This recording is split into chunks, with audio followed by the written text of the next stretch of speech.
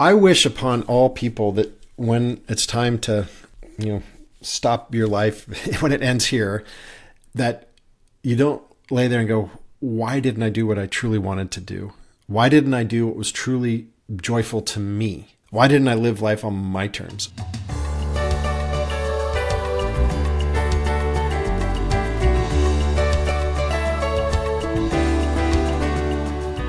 Are you just marking time, getting through each day without joy or purpose? We're not designed to live that way. And in this concluding episode with Adrian Jones, we'll discuss the process he went through to redefine success and determine a new path forward. What does that look like? How can we get comfortable with the change that is required? Lots of great takeaways here. I encourage you to flip back and listen to the first half of Adrian's story we shared last week if you missed it. Now let's rejoin our transformative conversation. And you mentioned being driven by markers of success. I think that's true for a lot of people as a reason that they will not let go of whatever they're hanging on to. How did your understanding of success evolve after these health experiences? Yeah. And I love this question because I think like so many of your listeners probably, were just really driven. I had big ambitions and I wanted, live in a nice area and not want for anything when we went to this grocery store or to refresh the wardrobe or however you want to say it, take a nice vacation or two each year, probably one, whatever. But that was my success. Things could not have changed more starkly after my heart attack in terms of how I define success. My success is just being here now. My success is being with my wife and kids. That was almost taken away from me. My success is with the time I have doing something that really lights me up. Yes, there are bad days, bad hours, a tough month. Sure, that's life. But by and large, I want to be lit up. I want my soul to be full with the time that I have. It's just way too short, and none of us know where our one lap around the track ends.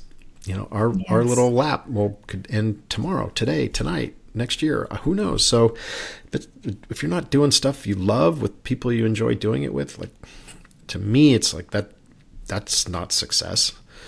That is success if you can do it. If you're not doing that, then what are you doing? And why are you doing these other things? And I think there's some valid, noble reasons why. Provide for my family, to provide for our future, to have retirement and a stable and safe and sound retirement. I get all that, but there's certainly things that you could do, even if you choose to stay in that career and in that role, that could bring you more joy, more fulfillment, more fun, and all those things. Right.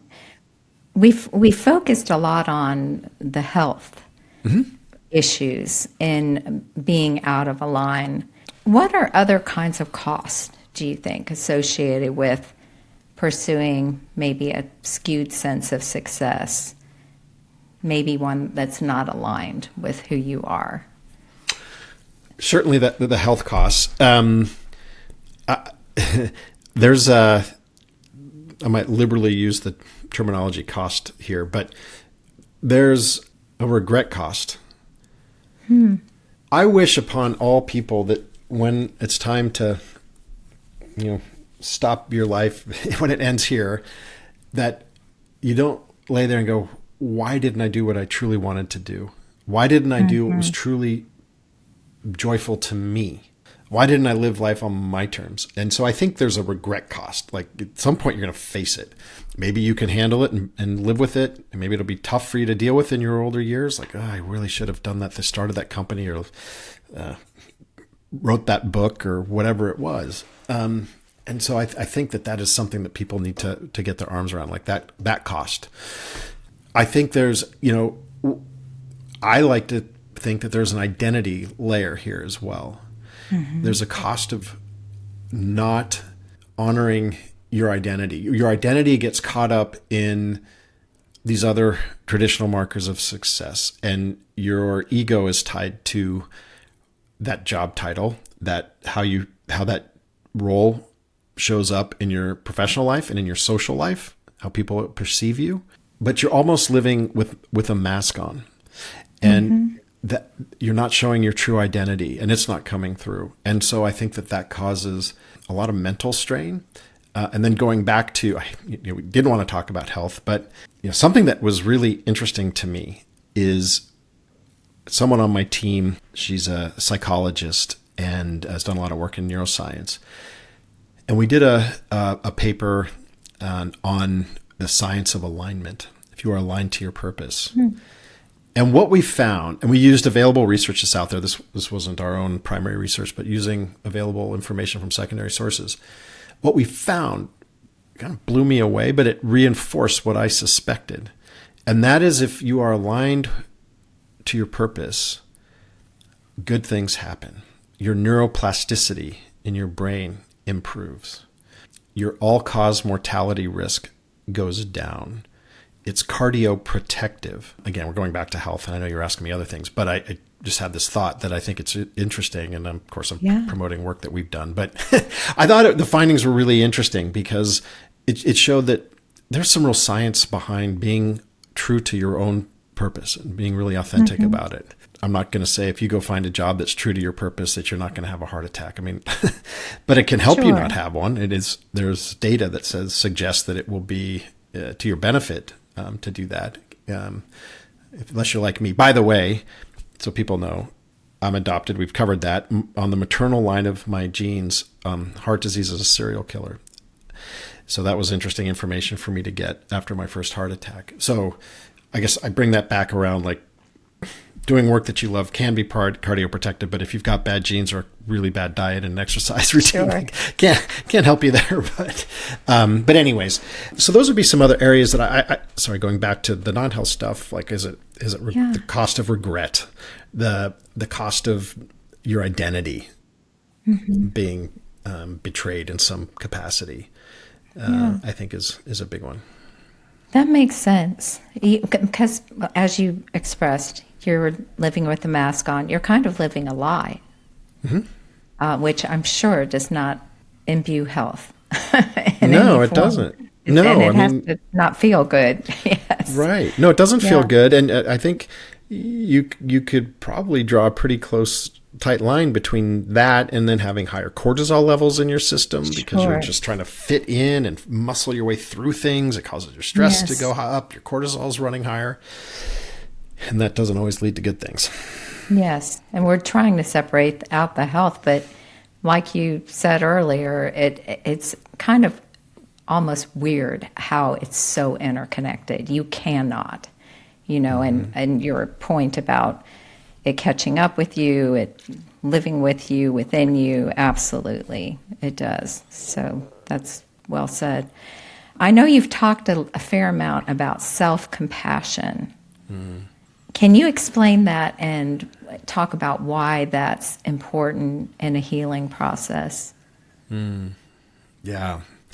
This is something I'm a really firm believer in. And I had to learn it the hard way.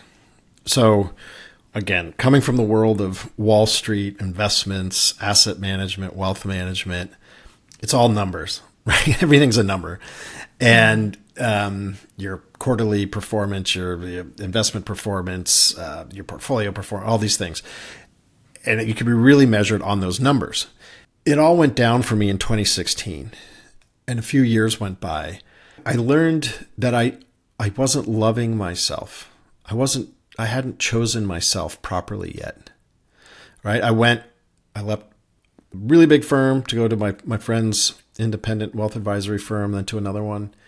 But I wasn't listening to myself, and I hadn't chosen me properly. And I came to find that having self-compassion is one of the most crucial things that we can do. If you're high performing, accomplished in any capacity, I think certainly the high performers, the super driven, will be less on the scale, less on the self-compassion scale, because they're so busy achieving and so busy being responsible to others, their job, their families, whatever. But the reality is self-compassion, before people roll their eyes here, I don't see it as like this woo-woo abstract thing. I think it's actually really critical in a couple of ways. And self-compassion is about choosing you with all caps, capital Y-O-U. And it's giving yourself, understanding that you are imperfect, understanding that you're on your own journey, and understanding that you have to give yourself a break. If you're stressed, don't respond quickly. Don't respond right away. If you have a lot on your brain, you can't think straight, go for a walk. And self-compassion, I believe, does two things. First of all, self-compassion can provide what I like to call a bit of a shock absorber to your chassis. If we're a car now, we've gone from tree metaphor to car metaphor. So if you're driving over a bumpy road, that self-compassion can help you absorb some hits that come your way because you're not so busy beating yourself up because something didn't go right or go as expected. And you're not beating up your team or, in the figurative sense, beating up your family or whatever. Like, you've given yourself space. Like, I know this didn't go well and I understand that it might be okay. And I need to give myself a break. I need to cut myself some slack. Me, in my old life, if something didn't go well, I would give myself 1,000 lashes. Like, why didn't I do this better? Why didn't I show up better? I should be a better performer. I never gave myself the grace to be like, hey, you did your best in that moment. What can you learn from? How can you grow? I never gave myself that. And I don't think I'm alone in that regard. So the first thing is, I think it provides you a bit of a subtle shock absorber as you go through life and the ups and downs of all the things we deal with. The other thing that I think is so important is self-compassion. Kind of jumping through the metaphors. This must be Metaphor Monday or whatever. But the other one is around the house metaphor. And I really, really believe that self-compassion is like building a really strong foundation for your future house. If your foundation isn't thick enough, isn't solid enough, isn't poured properly, isn't measured, flat across, from north, south, east, west across your foundation of your house. Well, if you try to build a house on top of it, this big, beautiful house, however you want to say it, probably not going to withstand the elements. It's probably not going to be sturdy. It might collapse at the biggest puff of wind you get.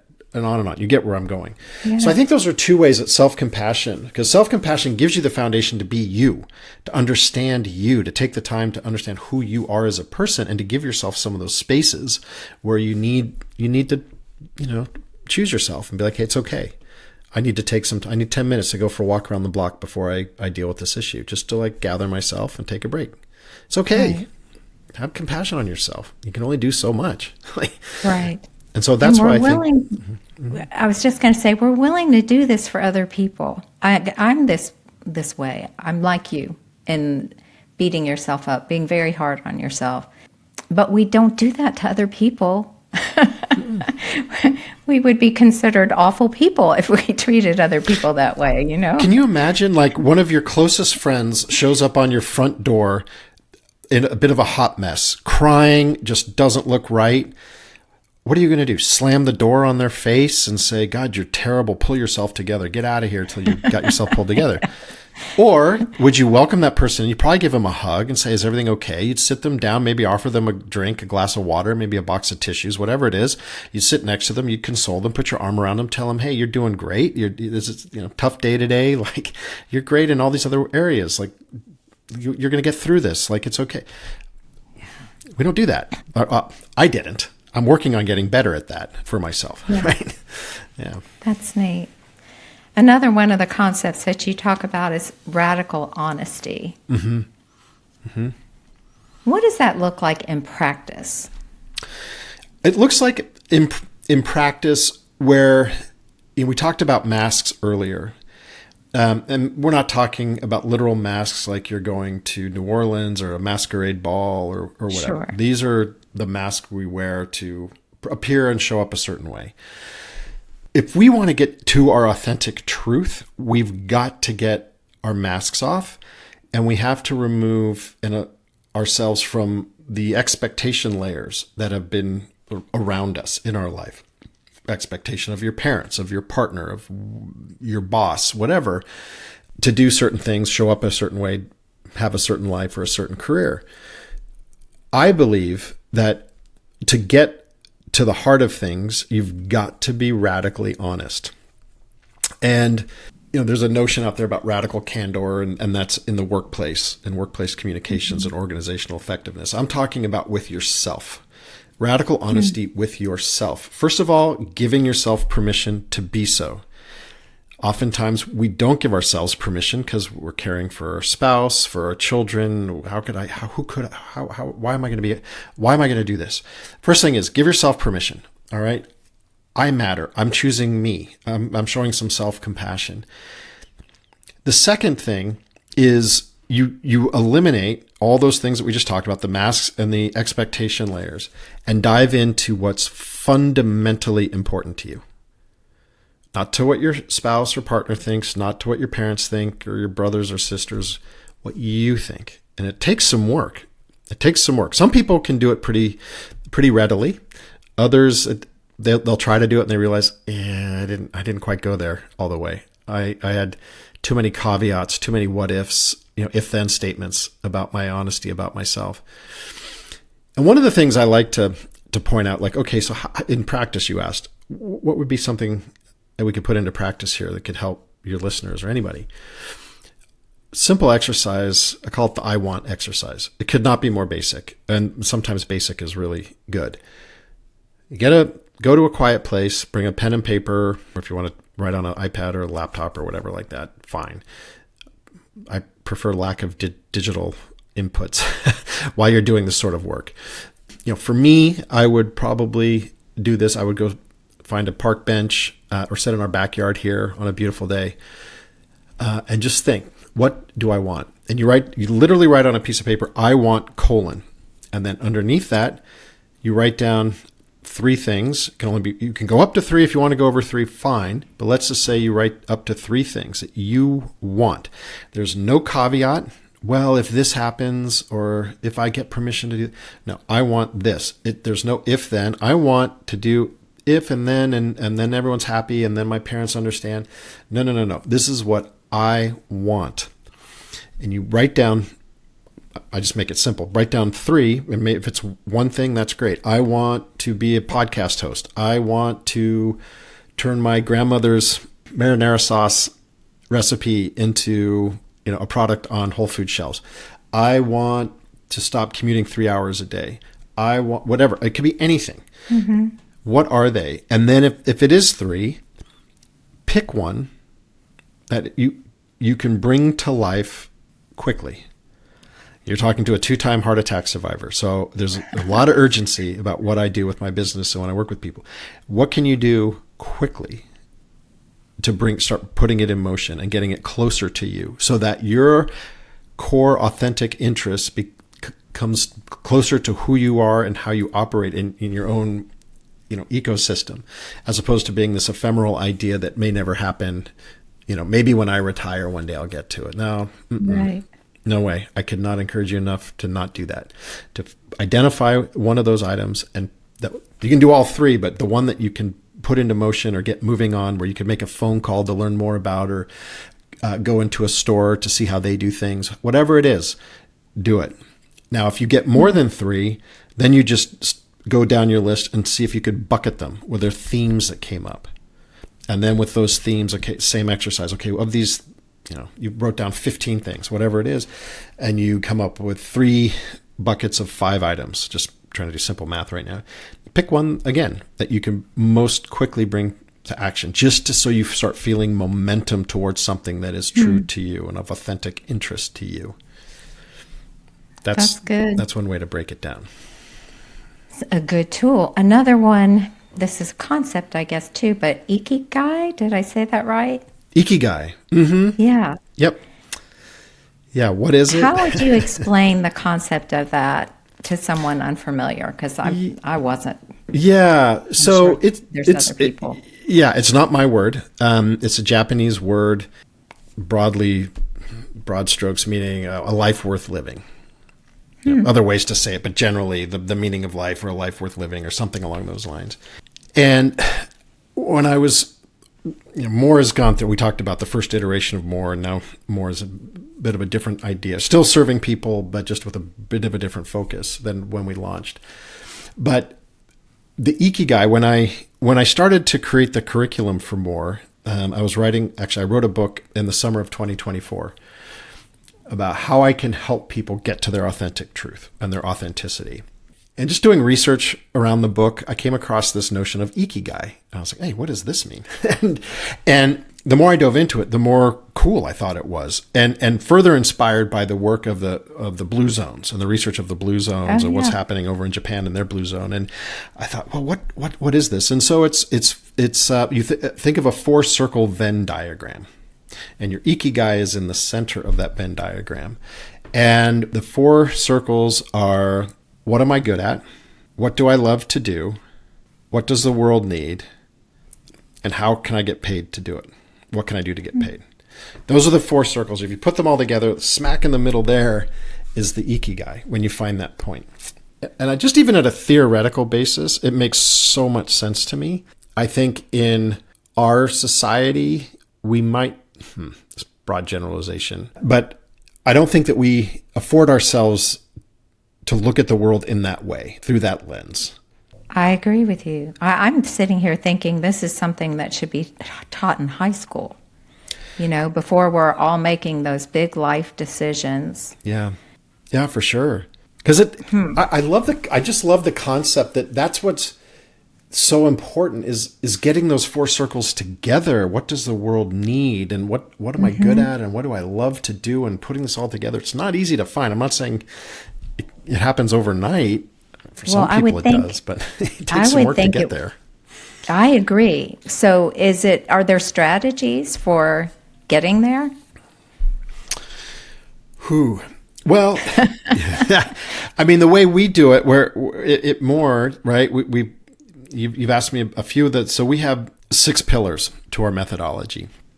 We've talked about a couple of them. So the first one is establish self-compassion. Right, we've talked about that already, and its importance. And like people come into more like, hey, time out. Let's just take a deep breath. You're here to reinvent the life that you've been living, the career you've had. That status quo now feels like status no, and you're ready for a change. You've had a code 3 moment, hopefully not a catastrophic health crisis. But you've realized, like, you've had an awakening. You've had a disruption in some capacity that's prompted you to think differently. So you come to more like, okay, first thing is we got to establish self-compassion. The next thing is we learned how to explore radical honesty with ourselves, and we do some work there. Then it's about embracing impermanence or hugging change. And this is really an important thing too, because I think a lot of people want to make change, and then the second they look over the edge of the cliff, they're like, whoa, that looks really scary. So it's a bit of mental reframing that, like, change is where growth happens, right? And now you're entering a world of growth as opposed to autopiloting. So anyway, so there's some work that has to be done around just embracing that change.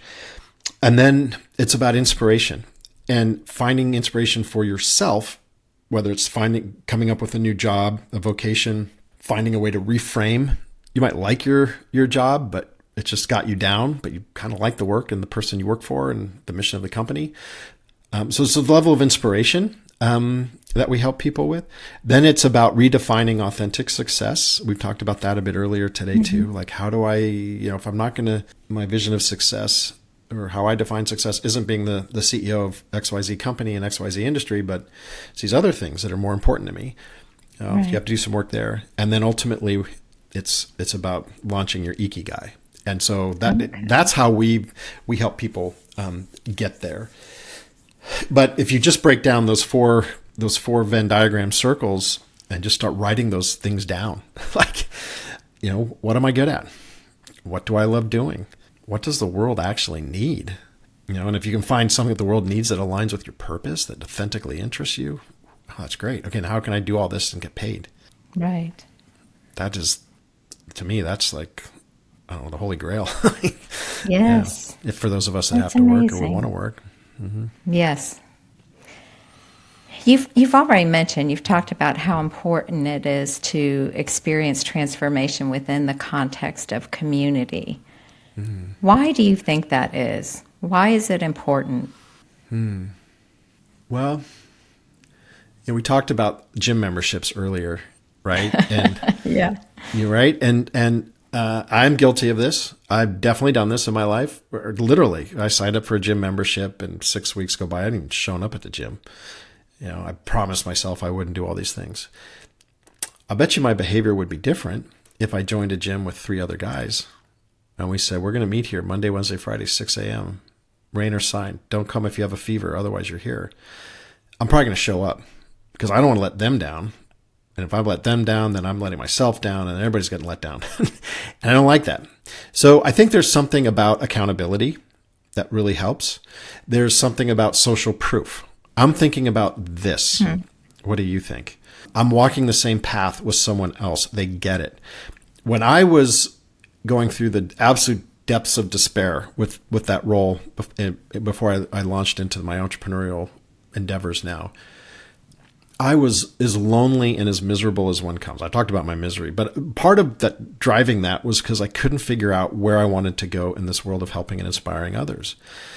I had no clue. I spent an extraordinary amount of time on LinkedIn. I dread to think how many hours a week I spent on LinkedIn, doom scrolling, trying to find inspiration for this new world I wanted to launch into.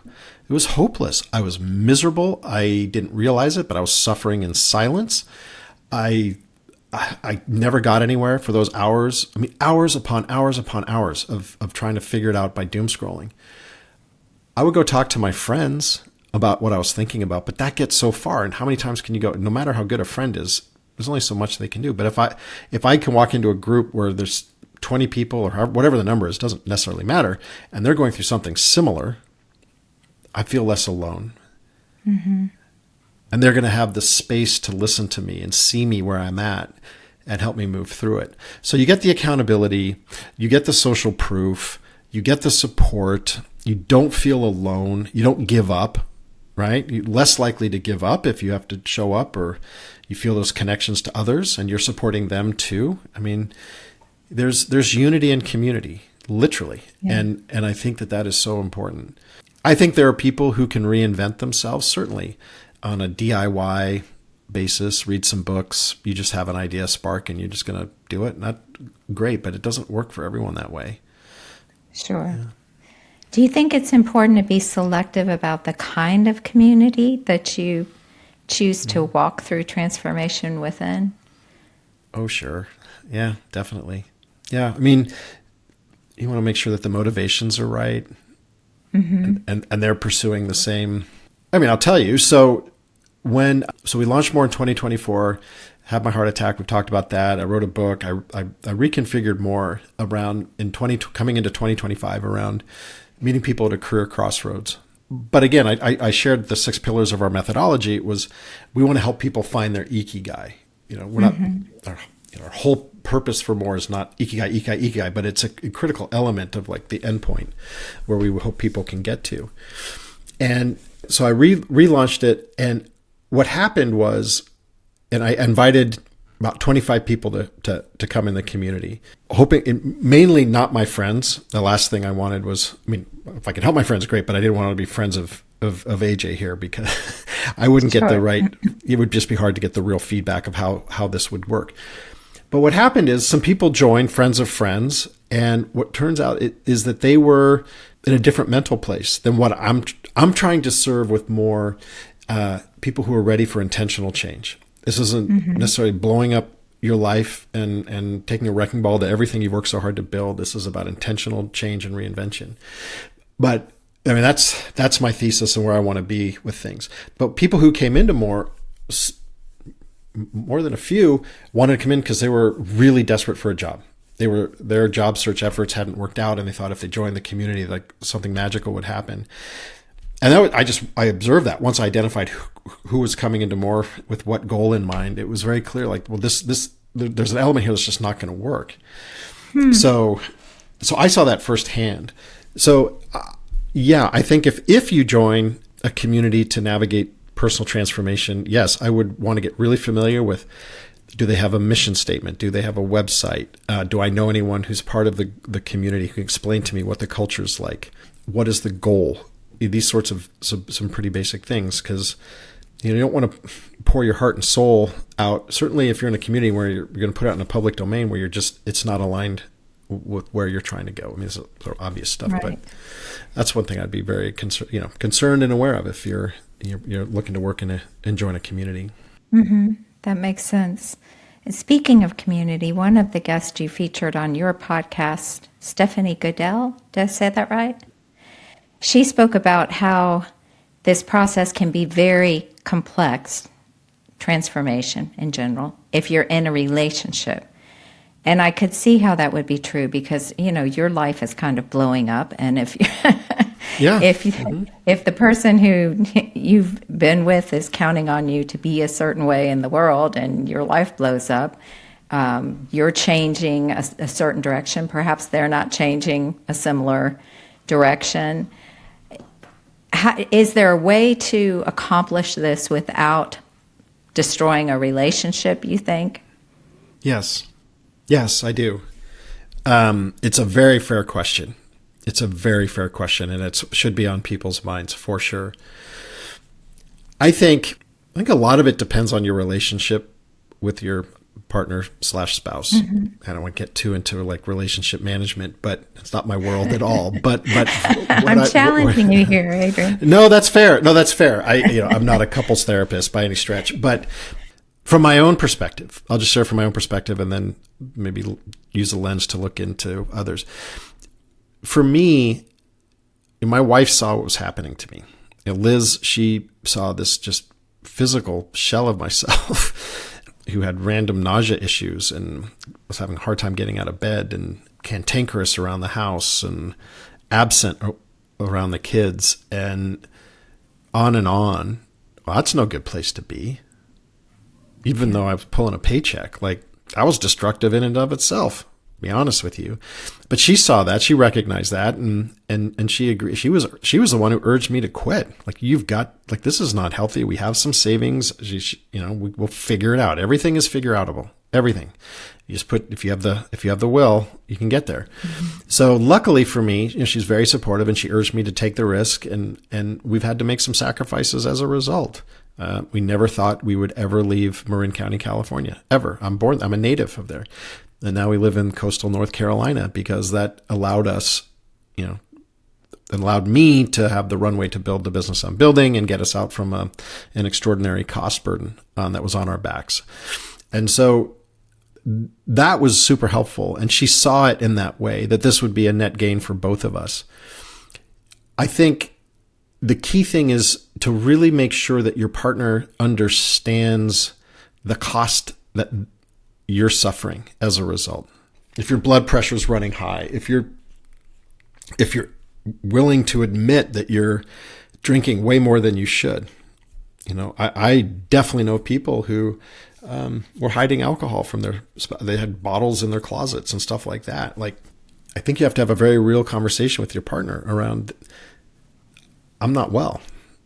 And I'm not showing up the way you need me to. That's probably not pleasant for you, partner. Can you sit on my side of the table and help? Let's figure this out together. Well, I'm worried about money. Okay, well, let's have an honest conversation about money. I always recommend talking to a professional financial advisor about these matters, but you can break down your budget and get down into what you really need versus what you want in terms of basic living expenses. And then you add on a monthly basis, you add that number up. It's your living, it's your medical care, insurance, whatever you need, maybe some basic lifestyle money, nothing fancy. And then you add it all up on a monthly basis. Say, okay, that's whatever the magic number is, 5,000, making it up. Okay, let's go. Let's take 12 months to figure this out. Okay, so 5,000 times 12 is $60,000. That's the money we need to have aside to give us a year to figure some stuff out. I'm just making up some very top line numbers just for example here. Hopefully people can follow. And I think that can be helpful too. It becomes less daunting. Like, okay, wait, maybe you don't have that money, and it becomes a bit of a different conversation. But if you do, you're like, okay, well, we have that. We're going to put it in a bank account, in its own savings account. Just keep it there so we don't spend it in other ways. And it might feel a little less onerous. But it is disruption. But if you're suffering, no amount of suffering is worth it. Right. Well said. Well, Adrian, this podcast, as you know, is called Lessons from Living, and we ask every guest to think back on all of their life lessons and consider whether one in particular rises to the top for you and is the most significant. And it could be something we've already talked about. It could be something completely different. Often it is. Yeah. Gosh, good question. Life lesson. I think for me, I wish that I, over the course of my life, was much better at believing in myself. I don't know that I always believed in myself. I mean, I to an extent, but I don't know that believe in myself to really listen to my inner truth, to trust it, to believe in myself to get through crummy situations or unfortunate circumstances. I did, but I always challenge myself to beat myself up and just believe in yourself. Have some more self-compassion maybe, but that would probably be one of my biggest life lessons through much of my life looking back. That is a good one. And you certainly have astonishing fortitude from thank you, Beth. Everything that you've shared. So tell us about your podcast and your website, how people can get in touch with you. Yeah. So I love podcasting, being on either side of the mic, a guest or a host. I have my own podcast. So I mentioned the one I started in COVID called Profound Awesomeness. That's still out there. I keep that up. That's when I was just learning the medium. The podcast that I actively run now is called Code 3, homage to what we talked about earlier, that experience. Sure. Code 3 Life Reinvented is the podcast. I have episodes that go out every Monday. And then my company is called More, and our website is bemorealigned.com. And if you want to shoot me an email, get in touch, you can always reach me at our email address, hello@bemorealigned.com. And I'd love to hear from you. Any thoughts about this conversation or how More can help, whatever it is, it'd be great. That's great. Well, Adrian, this has been so interesting, and I know your goal is to inspire people. I know you have accomplished that here today, so we are so appreciative of you sharing your time and energy with us today. It's been a gift and a blessing for me, so thank you so much for this opportunity to have a really enjoyable conversation, and I'm grateful for it. Well, absolutely. Thanks again. What an inspiring conversation. Thanks again to Adrian, and thanks for being here, friends. Our community keeps growing, and you are a special part of it. We'll leave today with the words of Bernie Siegel. Embrace each challenge in your life as an opportunity for self-transformation. I love you guys. Go out and make it a great day.